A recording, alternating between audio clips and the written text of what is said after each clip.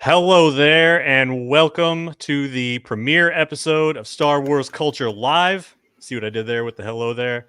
This is a brand new podcast focusing on Star Wars excitement and connection, your escape pod for hyperspace buzz and fandom fixes. I am Ian. I am here with Marty. You will get to know us better in a few minutes. We're going to do a little host introduction segment, but first, what is this new podcast and what are we doing here? So we are starting our first era. We're going to call it a new hype, which is what I decided and told no one I was going to do, since we're a brand new podcast enjoying the hype for a franchise and a fandom that's been around for 47 years. If you are on the internet at all, ever, you know that Star Wars fans can get a little toxic and not really fun to be around all the time, especially when discussing Star Wars. That's not what this is. This is where the fun begins. We want to talk about the things we love about Star Wars, how it enriches our lives, the things we love about the community, the culture, the fans, the media, anything. That is why we're here. So throughout the show, if you have anything you want to add, anything for us, reactions, questions, requests, suggestions for segments, anything at all, throw them in the comments and we'll see what we can do. If not addressing them this show, we're going to have a Q&A section on the next show and every show after that where we respond and address comments, questions, things like that.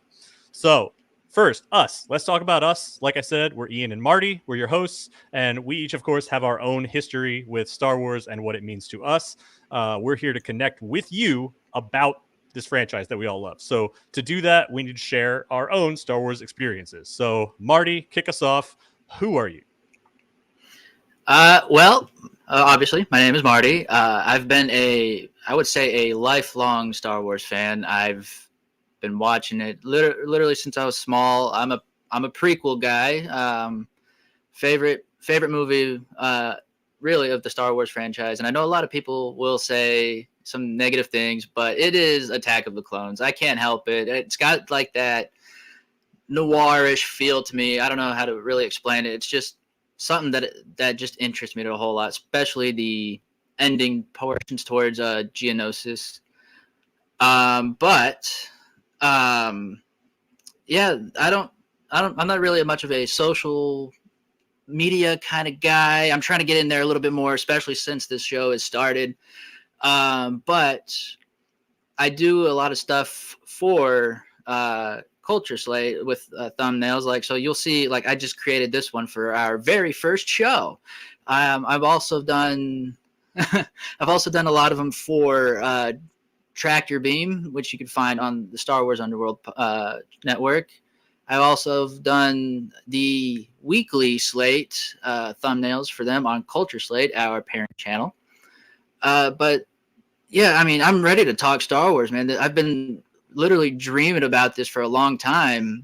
I didn't really think podcasts were like a thing that a lot of people, would do here today, to be honest with you.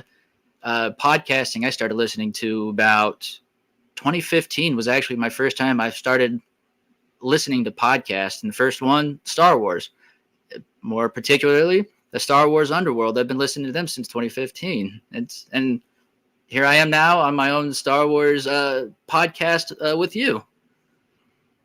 Boom, baby. Yeah, that's awesome. Anything you want? So as you can see, his tag is there at Marty21794, and you said are you active at all on social media? Like anywhere people should follow you? Yeah, you can follow. I mean, you can follow me on Instagram, Facebook, Twitter. I'm never gonna call it X. I don't care what they say. Those are really the big three. I'm more of a looker than a poster, but like I said, I'm trying to get more into posting, more into sharing topics and situations and things like that. So hopefully soon you'll see. Yeah, I'm more of a lurker. Right. Okay. Hopefully those change. Lurkers are important. No streamer would be anywhere without the lurkers.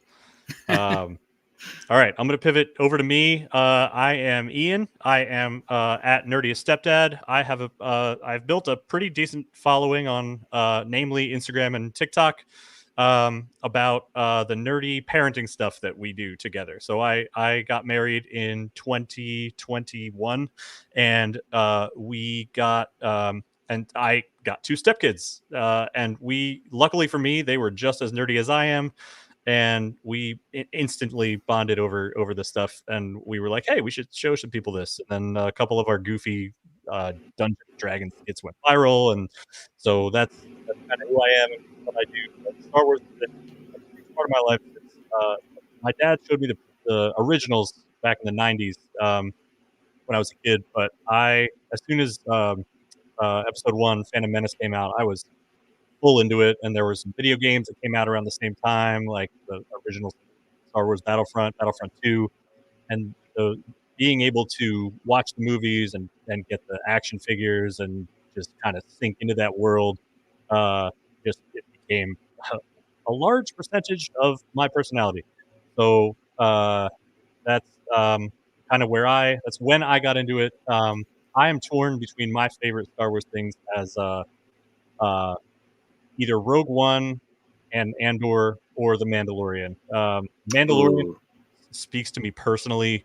It's just so like, especially being a stepdad, and he becomes kind of an adopted father to Grogu.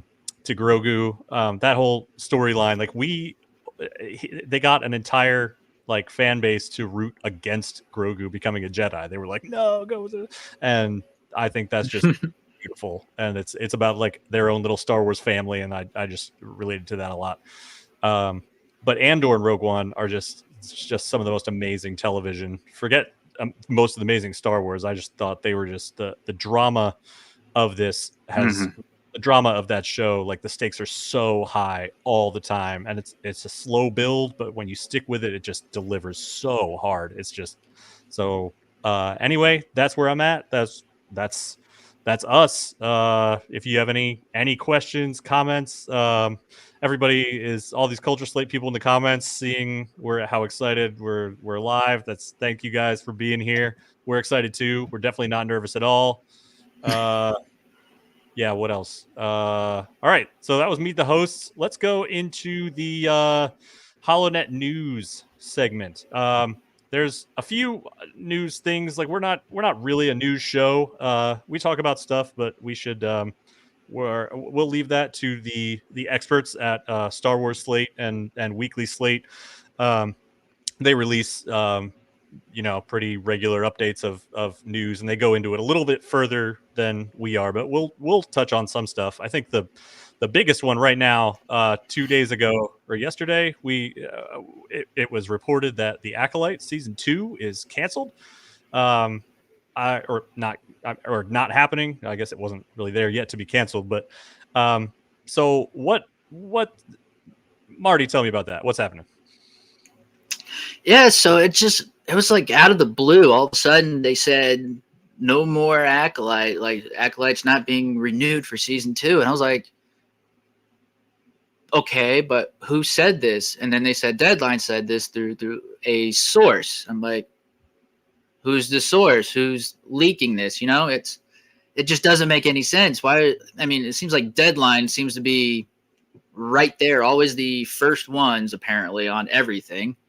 And so I'm like, I'm taking this with a grain of salt, because you would think after everything's been leaked about it being canceled, Lucasfilm or someone at Disney would say, we're canceling the show or we're not. So I feel like they're kind of letting the crowd kind of make up their mind to see which way they go. And hopefully it's leaning towards season 2. There's a lot I feel like they can do with these characters, in my opinion. Oh yeah, like you can't tease us with Darth Plagueis and then not have a season 2. Like, come on. Yeah, I think I was hoping. I'm hoping against hope that this was just like some long-term like Disney like plan. Yes, please save the Acolyte. Um, and like this was some long-term little like con to just see what the reaction would be, and to see how much like they could get, like, because the critics obviously of the Acolyte are super loud, and I wonder if they were just like, I wonder if we cancel it, I wonder if the supporters can show us that they're just as loud. Like, will there be like a whole swath of people that are upset by this show getting canceled, or are the or can we just cancel this and skip out and no one really care? So I'm hoping Yes, that. I'm hoping that somehow the Acolyte makes a wondrous return, and Yes. that maybe they were just trying it out and seeing like what the reading the room, like taking the temperature of the fandom and seeing, because I don't know what I don't know if anybody's on Threads, but I'm on Threads, and all it is save the Acolyte, renew the Acolyte. It's just a giant, beautiful echo chamber in there of people that are. There are so many fans that are devastated by this news, and I hope whatever the reasoning, if it is true, I hope that the reasoning is just like any other TV show where it just didn't bring in the money for the cost. I hope it was purely that, Right. and I hope the people who didn't like it were not really they weren't, I don't know how to say this. They were review bombing before the show even came out. It wasn't a well thought out critique most of the time. I heard things like woke. I heard things like DEI. I heard things like it was never like a really good. Even people just say like, "Oh, it's bad writing." Okay, tell me why. I never saw anything in any of the comment sections that I unfortunately found myself in that would go in any more detail than that. But I could go on for months talking about why I like it, and so Yeah. I hope that whatever reasoning is not because of those loud dissenters, and I hope it was a purely financial motivation. But more than that, I hope that this was just a rumor and this is not substantiated or true. Just saying. Yeah. Seriously, the same. And I will put this up here from Matthew. I said, in the meantime, read the High Republic. Definitely. And he also said, and the Acolyte prequel novels. I mean, I've been reading the High Republic. I've been really into the High Republic. That's what kind of pulled me in more towards the show, is that it had all this High Republic feel to it. The outfits of all the characters, even having Vernestra Rowe. I mean, I couldn't have asked anything more for it, especially when it's set 100 years after the High Republic series. I am a little behind. I just finished. I can't. That's kind of sad. I can't remember the name now. It's been a little bit. I had to take a little break. I can't read a whole lot without. I read a whole lot and then I get a little bit of a break because my brain just kind of like overfills with all this information. And I'm like, I need a break. Let's go do something else. And then now I'm behind, so now I got to catch back up.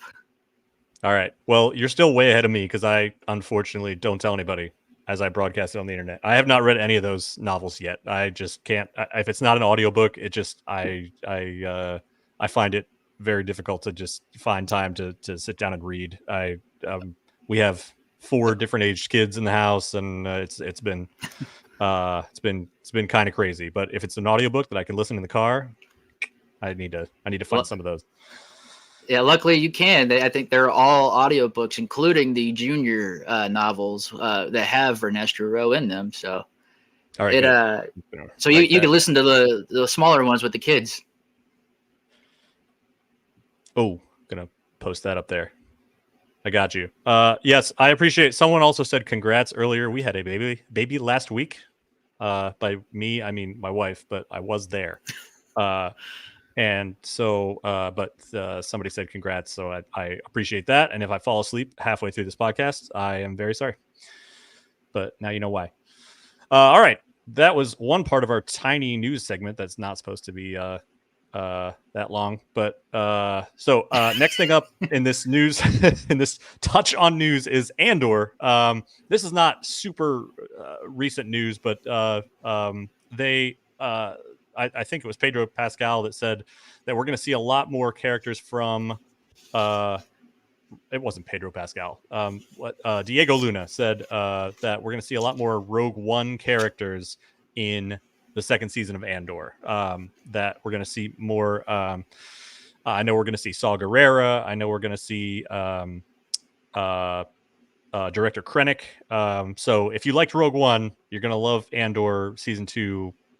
Even more than Andor season 1. So just a little touch on there. Last thing I have for the news segment is Skeleton Crew, and I'm just gonna play some of the trailer here for this new situation that's coming out. They just released this trailer a week or two ago, and it just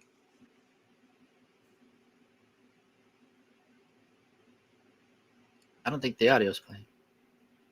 is the audio not playing? I hear it. Do you not hear it? I can't hear it on my end. I'm sure they can. Oh no. Tell me if you can hear the audio on this video.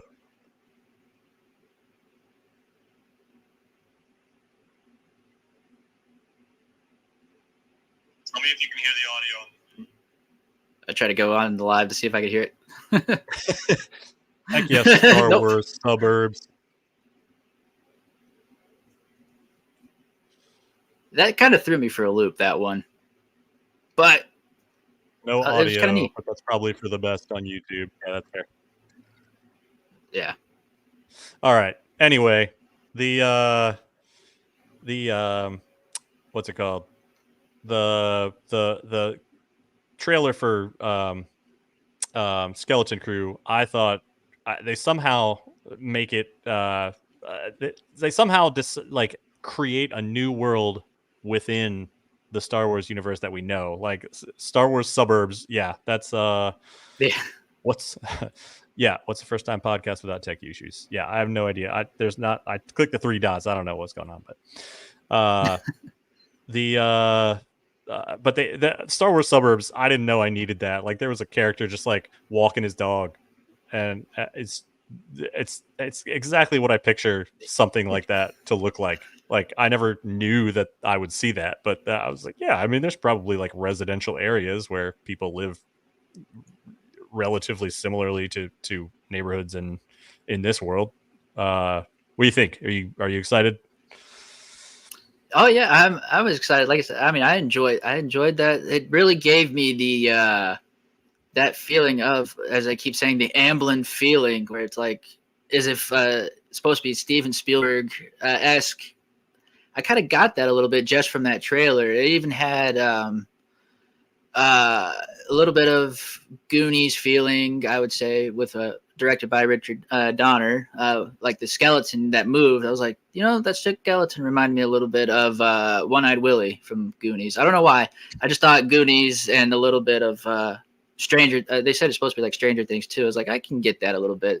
Some of it looked a little spooky. I didn't hear that. That's yeah, and there's like it's about the kids, and I assume they're going to be put into situations that are way more dangerous than you would want kids in, just like Stranger Things. Right. They'll D&D adventure their way out of it, probably.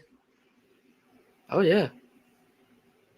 All right. So that's our news. Again, Star Wars Slate, weekly slate is where you get more in-depth news and up-to-date takes on everything. I'm getting very, very, very Goonies for sure. I feel like the more I look at my face, the more I feel like my ring light's too bright. Might fix that later on. All right. So next up, Martin has a segment that we're gonna call "On This Day in Star Wars History." So take it away, Marty.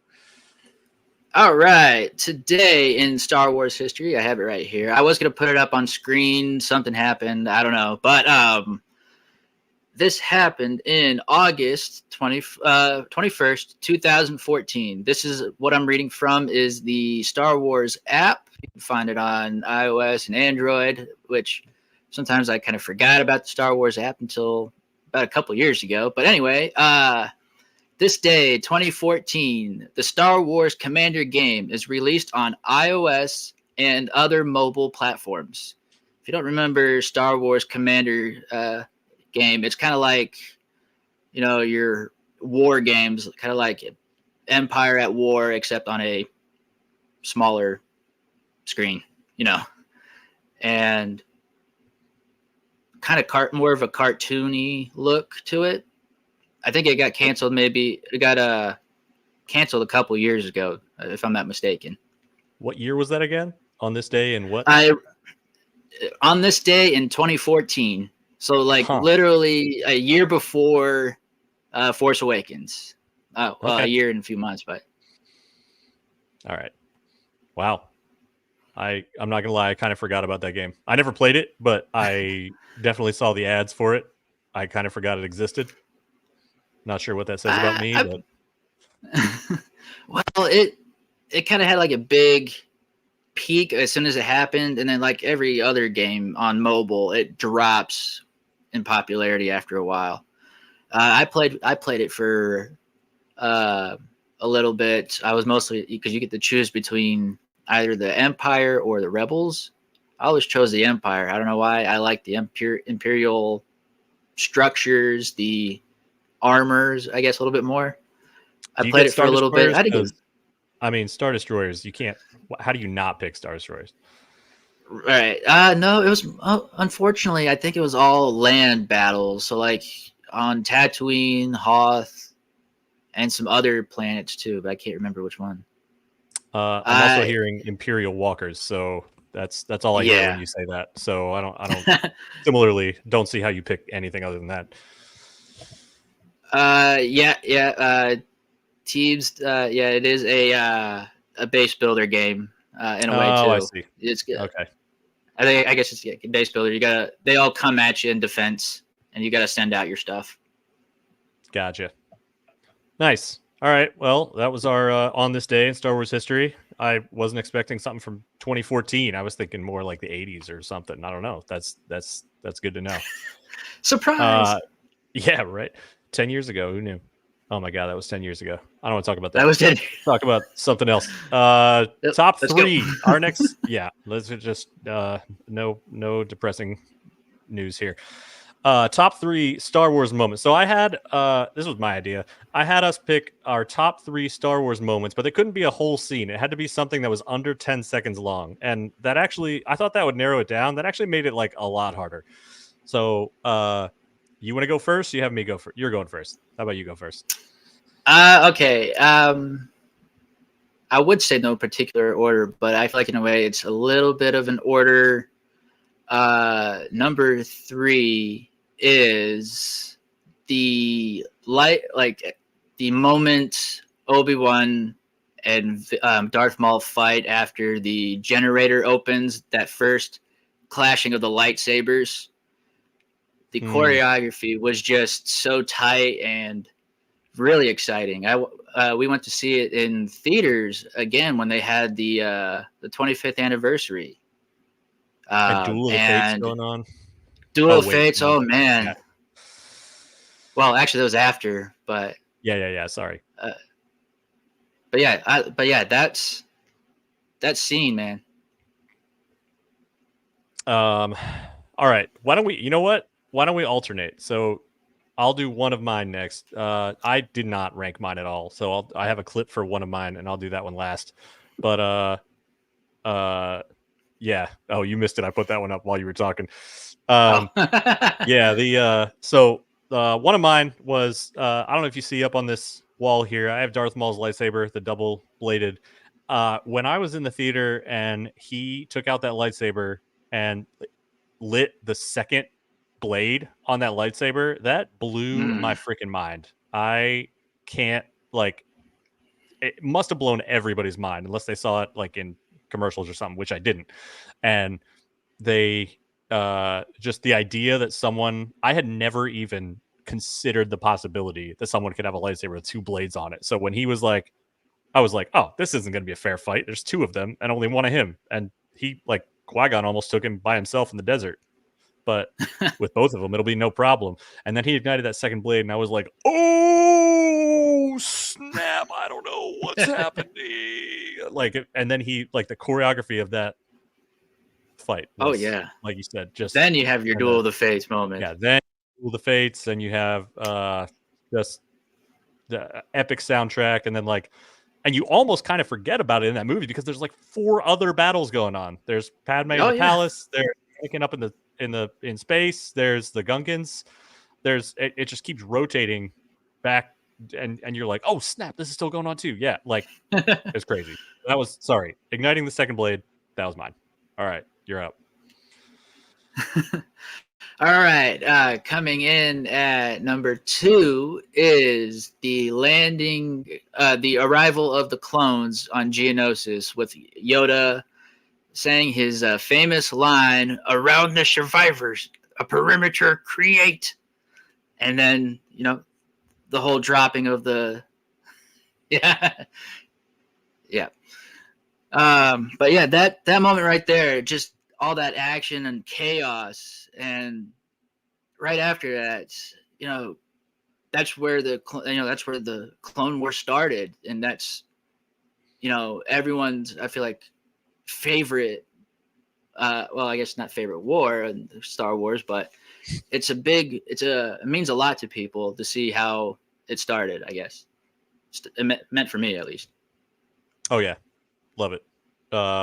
I specifically like that line. Around the survivors, a perimeter create. Um, well done. Hey, I sit in my car on my way to work talking like that half the time. That line, like I know he goes backwards in a lot of lines, but whoever just thought that is how he would say that, it was just I don't. It's just so crazy. It's so silly sounding. Second one for me is in Rogue One. I almost picked the Vader hallway scene, but everybody loves that scene, so I'm gonna pick that one. I like the conversation when Director Krennic goes to see Vader, and we see him for the first time since like Vader for the first time since like I don't know, like in live action since like episode 3. And we see Vader again and he is all that you would expect Vader to be, and he starts choking, force choking Director Krennic, and he says, "Careful not to choke on your oh my god. What's the word? What's the word that he uses? This was my favorite scene. I just picked this. Aspiration. Aspiration. It doesn't know. Yeah, he says careful not to aspiration director, and I was just like, he said he did. Yeah, that was great. All right, third one, up to you. All right, final one for this top 3, and again, this was really hard to choose out of a lot of moments, but I'm gonna bring it over to the television side, and I'm gonna say my number one kind of like a small moment that was kind of big to me was the introduction to Din Djarin on that ice planet. The very first episode, doors open up, and there's his silhouette, and then you hear the music, the woo woo. You're like, okay, Dang, this that was a guy. good impression of that flute too. Look at you. I'll be here all week. God, I hope so. It's gonna be a short podcast next week. All right, so my last one, I do have a clip. I don't know if audio is gonna play, but it's short, so we'll survive. So I used to, little backstory, I used to competitively play one of the Star Wars games called Star Wars Squadrons, and I was on an awesome squad called Cavern Angels, like Saw Gerrera's unit, and it was Nice. awesome. We did competitions. It was we practiced. It was really fun. And but one of the things you can do in that game is you can like Tokyo drift as a fighter, and like in space. It makes no sense based on the laws of physics whatsoever. Kind of like how you can like take off from ground when all the engines are in the back. I don't know. But I had never really seen it, and I think it didn't really register when I watched The Last Jedi. But Poe Dameron does it in his X-Wing right in this scene. So I'll play this little clip here.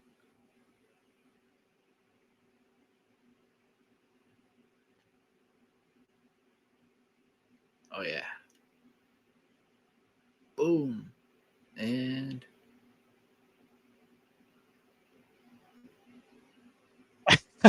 yeah.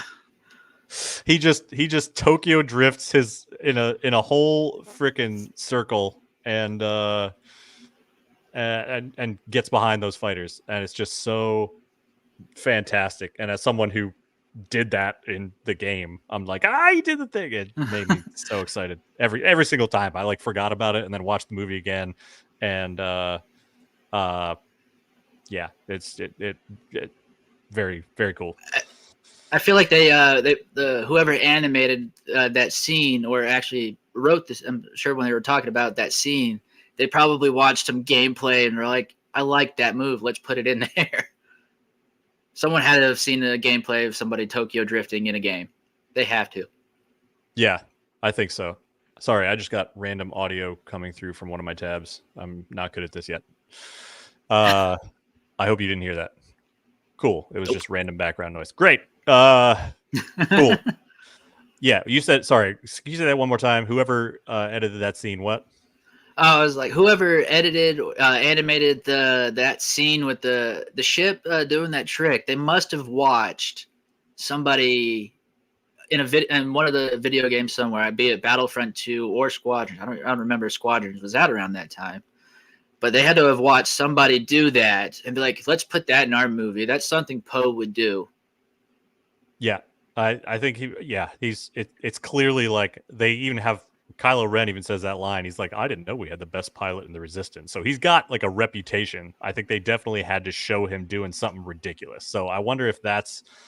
I don't think Squadrons was out then, so I wonder if that's where they got the inspiration. It's like, oh, well, if he's doing that, then we can do all kinds of mechanics like this. Because once you're at expert level in that game, you can just, they called it pinballing. You can just drift up here and then drift over here and then drift over, and it's just like impossible to hit someone who's doing that. I got close to there. I was never, I was not able to perfect that. It was insane. I haven't even completed the campaign of Squadrons. I love it because I love to fly, but I haven't been able to complete the game or really get online to play. When I got it, not a lot of people were playing.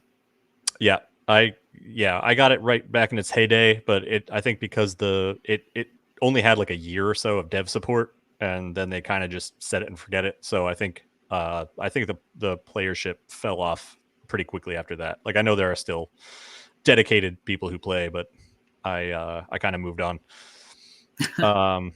Speaking of moving on, so that was our top 3.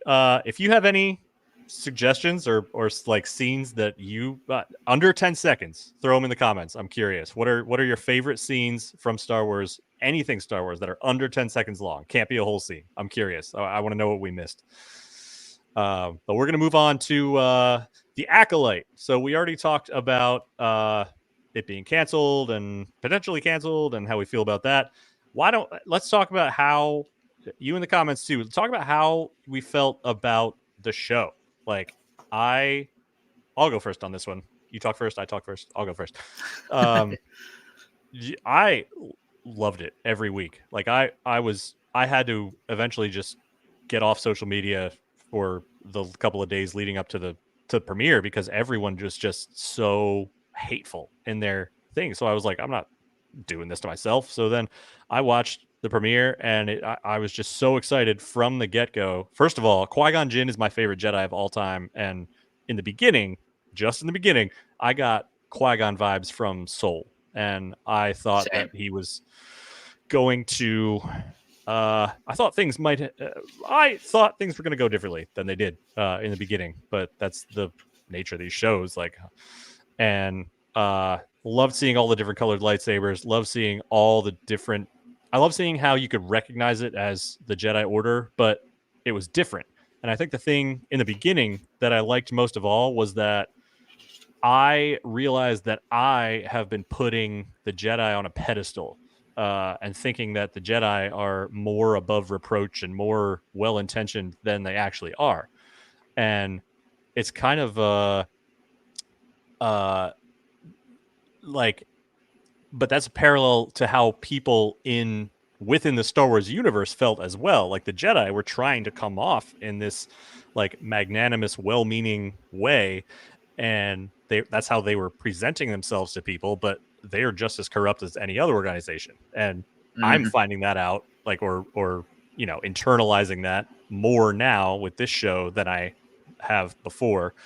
And like, so were the people in that universe. Like that one senator who gave that crazy speech about how the Jedi are basically like and just intimidated the hell out of Vernestra. Uh, that was a beautiful, I think, allegory, not metaphor for like what was happening with the viewers and their relationship with the Jedi as well. Yeah, I kind of had the same thought, the same things, but at the same time, at the back of my mind, everything I've followed and everything I've read, I'd read people's comments like, this is kind of like where the actual corrupt of the Jedi kind of started. Everyone kind of figured, like the fan base kind of knew, it's like there's something, like not right about the Jedi. They come off as, being well-being, but they're just as high, think of themselves as high and mighty as, a king, a queen, whatever, something. Like it was kind of interesting. And just to see what feels like the start of the actual corruption, the downfall of the Jedi right there was just, I don't know. I guess that'd be the only place I could see being a stop. I guess not a stopping point, but like a pin in it. Be like, okay, I think we've had enough of. Let's beat the Jedi down a little bit as a fan base. Can we now pick it back up a little bit? I don't know. But and you were talking about Soul giving you that Qui-Gon vibes, and it was kind of funny because I was like, I got that too. A lot of people got it. And everyone in the writer and Leslie Headland knew. I feel like everyone was going to get Soul vibes, Qui-Gon vibes from Soul. That Soul's lightsaber stance in Episode 4, when he went to kill that bug in the forest, was literally Qui-Gon's stance. So it was like literally like, you want Qui-Gon vibes, we'll give you Qui-Gon vibes. Yep, I'm sure that was on purpose, especially knowing where his path was going to lead. Like they must have had the same lightsaber form, and that was beautifully done because I definitely did not expect some of his decisions, or like I did not expect that what his past looked like was that. I expected that he was nobly suffering for something that wasn't really his fault. Oh yeah, same. What, can't really go that far with with how that ended up. I Another thing, just a couple things that I loved was the really deep pulls from lore that Leslie put into the show. Like we got a Tinin that everyone loved. There's no one who didn't love that guy. Basil, I think was his name. Yeah. Oh no, we forgot to do the new banner. The and the what else? Cortosis. Like, oh my god. Like, oh yeah. I had to, everyone and their mom had to look up like, what is that thing on his head? Like after he was headbutting lightsabers and shorting them out. Like, oh my god, just incredible.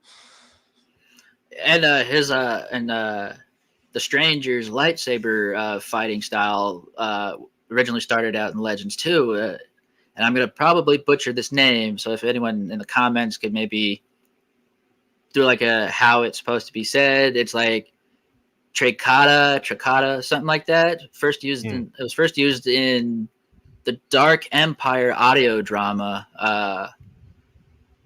So I guess they would discuss it, but yeah, came from Legends, where you basically would turn your lightsaber off mid battle. And I thought about that too. Is like, why haven't Sith, even in like the prequels or anything like that, like why didn't Darth Maul think of an idea like that? Just what turn it off, and then just that would have been a very short fight.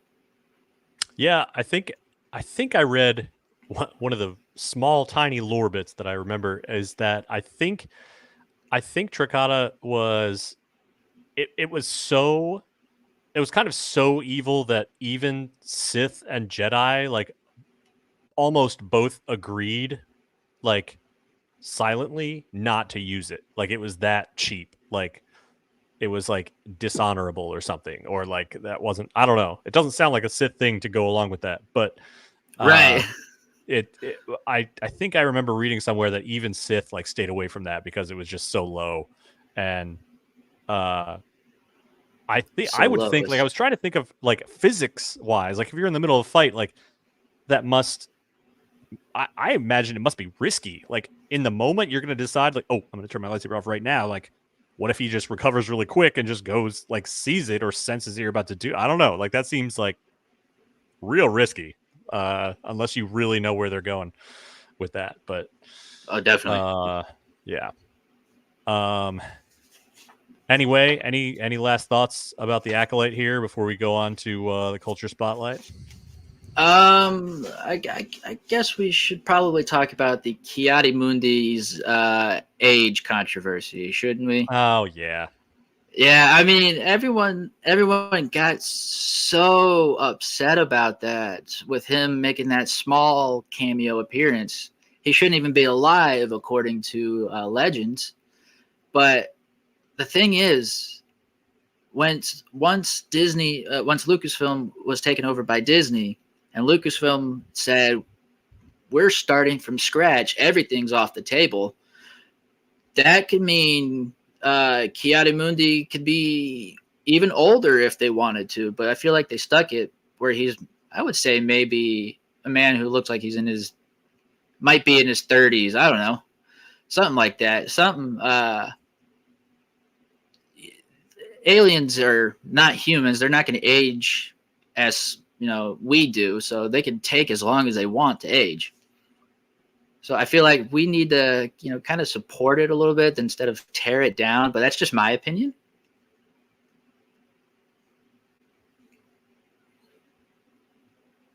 And then I was muted. It never occurred to me that people get so passionate about that silly little detail. Yeah, I didn't want to be like breathing into the mic while you were talking.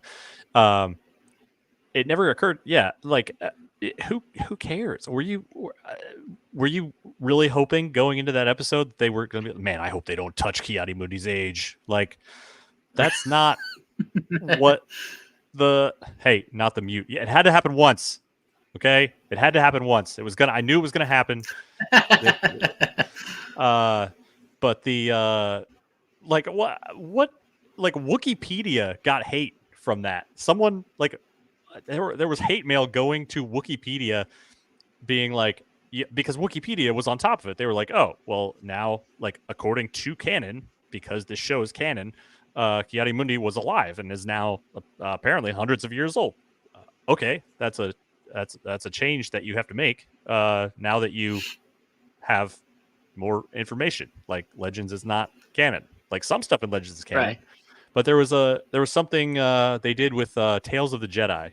There's an episode about Yaddle, and there's a novel I read the Jedi Apprentice and Jedi Quest books, and in one of the Jedi Quest books, Yaddle actually does a mission with Obi-Wan and Anakin messes up, and Yaddle basically fixes that situation, and she's like, hey, it's okay, like you're trying your best, and she basically like I don't. So bad guys are going to destroy this whole town with all these missiles, and she goes up into the air, just hovers there, and absorbs the impact of all these missiles and saves this whole town. It's this super heroic death that is now erased by the new Disney canon. And I sat there watching that, and I was like, "Oh man, that sucks. I really liked her other death." You know what else I did? Nothing. That's what you do. Don't. I didn't write to Wikipedia and being like, I didn't go on Facebook groups and I like, come on. Kiadi Mundi's age is just so. Are you? Sorry, I get passionate about that. I don't see why that's so. That little detail is so upsetting to a lot of people. If that'll just burn you up. What about the Anakin is not special anymore because he's not the only one created through the Force. Yeah, I don't watch the trilogies, I guess. I don't know. He's clearly special. He's not. There's nothing to suggest. Plus, you don't know where the series was going. Maybe this turn of Darth Plagueis is right there. He's. How do you know that the events in this series did not directly influence the creation of Anakin? Maybe Anakin was Right. created using this exact vergence that's in this show. Maybe what Plagueis learns from. Maybe these are his experiments. Maybe he was working with or influencing the mothers, the witches. What if the I don't know, like it's just I think it's arrogant to make the claim that this takes away from Anakin's specialness. I think by saying that, you're saying that you know more than it's possible to know right now. And that's where I stand on that. Right. Um I feel like I feel like it actually builds on, because it's like it took to create life to May and Osha. Anakin became special because it only took just being him. He's the chosen one. He's both light and dark kind of put together. Yep. I just feel like it just adds on to his specialness, not takes it away from him. Yep. Yeah, I like this here. The Witch's twins probably helped Plagueis hone his skill to create Anakin, clearly different and special. Like, maybe he created the twins, or maybe he watched as the witches created the twins, learned how to do it, or honed his skill to learn how to figure out how to do it. Just, experimenting. Like the Jedi were there too, investigating. What if he was doing his own investigating? That just reminded me of the fire in space comment too, which I think is just one of the most ignorant criticisms of all, because literally every Star Wars show with a space battle has fire in space. If you're not up to date on that little joke, that little Star Wars joke by now, then I don't know how to help you. There's no sound in space, but here we are hearing all these starships fly by. There's laser swords. Like, come on. You're going to have to suspend the disbelief a little bit. There's a walking carpet. Come on. Yep. All right. Let's move on to the culture spotlight. So this next segment is what I want to do here is we're gonna have this every week, and we're gonna focus on one aspect, not of the media directly, but something else that is a part of Star Wars culture. And this week I'm going Legos. I'm going Lego Star Wars, and because they're coming out with this new movie called Rebuild the Galaxy, which I don't know if you've seen the trailer for that. I wonder, maybe I can just put it on mute over here and we can talk through it. That's not what I'm doing. Let's try that again. At least you got a good background, though. Yep. All right. So you guys can't hear that. Yeah, I definitely didn't set that background up for this podcast. Definitely do that. This Rebuild the Galaxy is like, I mean, Lego and Star Wars have been collaborating for years and years.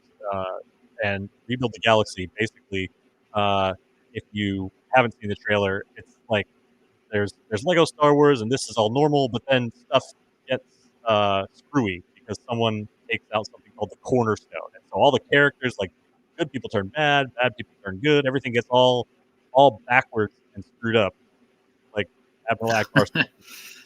And but one of the best moments for me is that in this movie there's going to be Darth Jar Jar, which I wanted to talk about for a second because that was one of my favorite rumors of all time.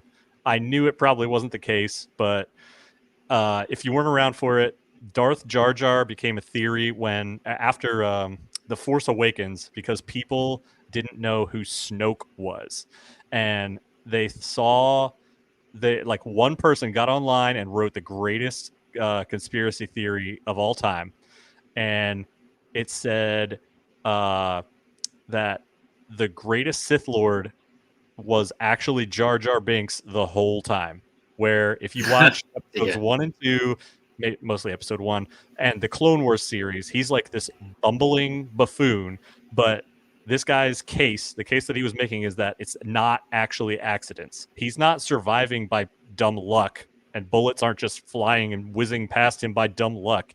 He is actually a super powerful Sith Lord that is watching very closely on the ground, and every bullet that misses him is because he knew it was coming. Every trick that he does by flipping plates in that one Clone Wars scene, or Oh yeah.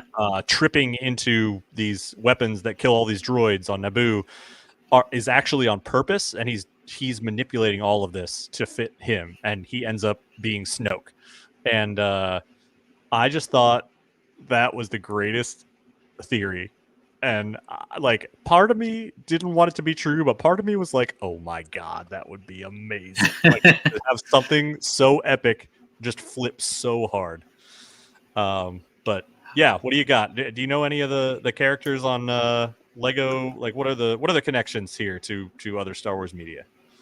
I will say, I don't know if anyone has said anything about this or if anyone's caught it, or I mean, I'm sure they have, but I love the fact that Jedi Bob is a yellow Lego, like the original Lego sets. He's yellow, and then over time they actually started putting what they're supposed to look like with their skin colors and all that, but the yellow one was kind of funny just seeing Jedi Bob. I was like, is this supposed to be a callback to the time when Lego first started with Star Wars? If so, I mean, I enjoyed that. That was kind of funny. I I don't really watch the Lego specials, but that one there, I might actually watch it because that one actually looked pretty good to me. I say that, then I'm going to go back and watch all the other ones too to catch up. Oh yeah, I did resist. My kids, like, they came out with a summer vacation one, they came out with a Christmas one, and I resisted it at first, and then I was just in the room when they were watching it, and I was like, okay, this is actually pretty freaking funny. Like, they're it's just like the Lego movie. Like, yeah, it's fine for kids, but also like the comedic timing and stuff is just perfect, and the voice actors they pick for everything is just great, and the I'm sure it's going to be filled with like Easter eggs and lore references and Star Oh Wars yeah. nerd stuff that even just kids, or not kids, even like grown adults or parents or just Star Wars nerds are going to look at and be like, nice. Yeah. But I feel like this one when will have more eyes on it too. Just the fact that it's flipping the script. People are gonna be like, I had that same thought. What if this is Star Wars version to What If from yeah, Marvel? They just use Legos instead. yep. I don't know what it is about the idea of a Star Wars What If, but the only venue I want to see it in is like a goofy Lego venue. I don't want to see like a realistic version of Star Wars What If. I can't. That is all I can explain to you about that. I have no idea why I Oh feel yeah. that way. I'm just like, yeah. Uh, I'm just like, I don't. That's not something I need. I don't. I wish I could go into more depth about that. I'll have to call a therapist or something. Dive into that. Yeah. The I, I don't know. That's just like, I loved Marvel What If. I was like, oh man, this is awesome. I really loved that episode. Never mind. I'll go into that later. We'll do a Marvel crossover episode. Um, but yeah, I'm excited. I got I was one of the lucky ones that found that at a Lego store near me. I've got that Dark Falcon. They released a couple of sets ahead of the premiere. They're all really cool. They've got they released the set of the ship that they're going to use in Skeleton Crew too. I believe it's Oh. Onyx Cinder, and it looks pretty cool. I don't know. Based on the trailer, it's like they found the ship, and I'm not so sure, but it looks like a cool ship.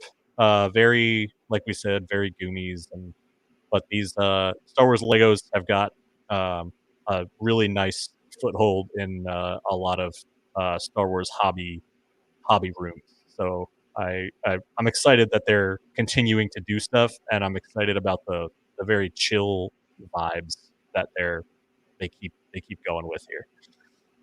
You know what it is? I think it's getting darker outside here, and so my face looks more lit, more darker. All right, I got Bro, that's why I angled myself away from a window. I'm gonna bounce good. them off That's walls. good. I got to find the right spot. I don't know. There's kids' rooms and all that other stuff. I thought this was going to be good. Maybe I need a better camera. All right. So we are going to. So that's the culture spotlight. At this point in the show, we would normally do the Q&A. So if we get enough, I don't know, think of any questions, anything at all that you feel like asking. This is where we would do that. We'll take, so like next week we'll take questions from this week or vice versa, or even comments on the post like later on. But for now, let's move on to our final segment, and that is Star Wars trivia. So Marty, take it away. All right, let's see. So I thought, first episode, I'm gonna, make the questions maybe just a little bit easier than I would going on. I just want to see who actually play the game with us, just to get more involved. So five easy questions. And if you guys like this, we'll continue it on. I'll start adding harder questions throughout. And then I don't know. I feel like we could probably do a whole show one day about just trivia and have the audience play along. Trivia special. I like it. Yeah. All right. Let's see if I can get this going. Bear in mind. Let's see.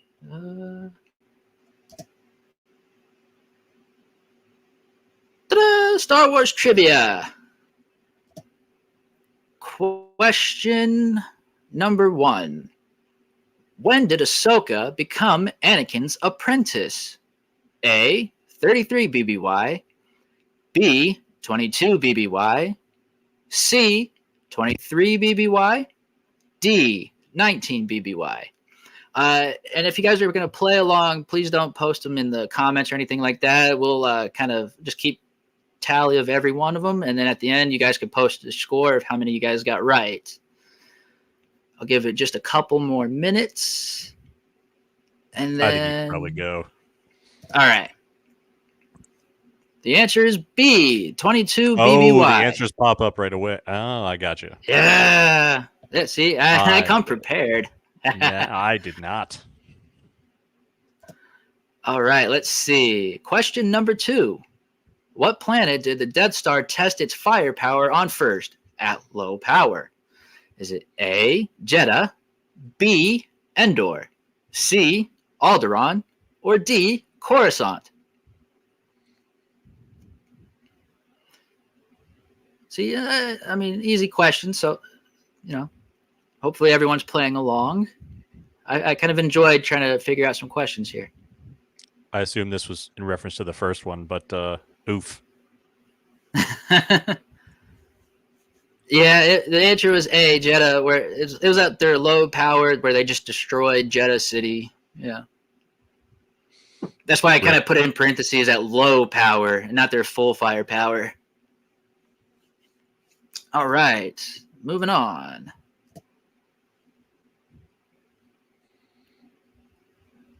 What creatures were Han and Chewie hauling in The Force Awakens? A. I'm glad they were. B. Rancors. C. Banthas. Or D. Rathtars. Really glad there were options, because if I had to think of the name off the top of my head, it would not have come to me. I might add some true or false later. And maybe later on, I don't know, short answer questions. No, I'm just kidding. Type a short essay, 50 words or less, into the comments. You have 30 seconds. Go. All right, moving on. The answer is D, Rathtars. Or as Teebs puts it, rolling eyeballs. Yes, definitely rolling eyeballs. Question 4. What Sith Lord is known for creating the Rule of Two? A. Darth Revan. B. Darth Bane. C. Darth Sidious.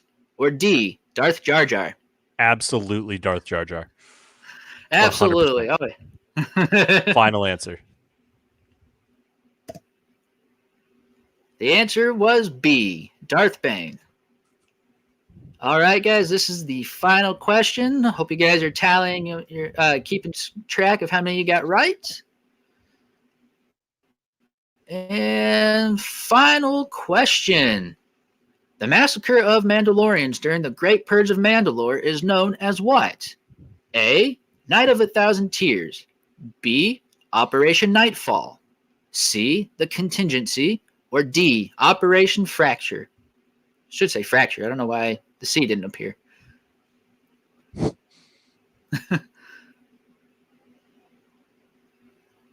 And the answer is A. Night of 1,000 Tears, where they dropped all those, basically their versions of the atomic bombs all over Mandalore. Nightfall is a nice pull. That's that Battlefront mission. Heartbreaking. All right. How many did you get right if you were playing along in the comments? Yeah, I'm with Aunt Vesuvi here. I also got 4. I did not know the exact year. I mean, I know when it happened, like in context, but I did not know the exact year when Anakin and Ahsoka became master and apprentice. Nice. I mean, what was it? 20 something? It was 20. Now I can't even remember. 22 BBY. Yeah. All right. So that is actually the end of our show. I don't know how we somehow landed right at an hour, but that was fortuitous. Go us. Woo-woo. We hope you enjoy what we're doing here, trying to be mostly positive, mostly hyped up, excited about what Star Wars is doing now and in the past. We know that Star Wars fandom and Star Wars comment sections can get a little bit dark and toxic, but remember, there are more of us. So again, if you have anything for us, questions, requests, suggestions for other segments, anything at all, throw them in the comments. These posts will be up, as far as I know, ongoing. And join us next week, same time, same places, YouTube, Facebook, 7 p.m. Eastern Time, Wednesday, August 28th, to celebrate the best of Star Wars culture. So from me and Marty, we will see you next time.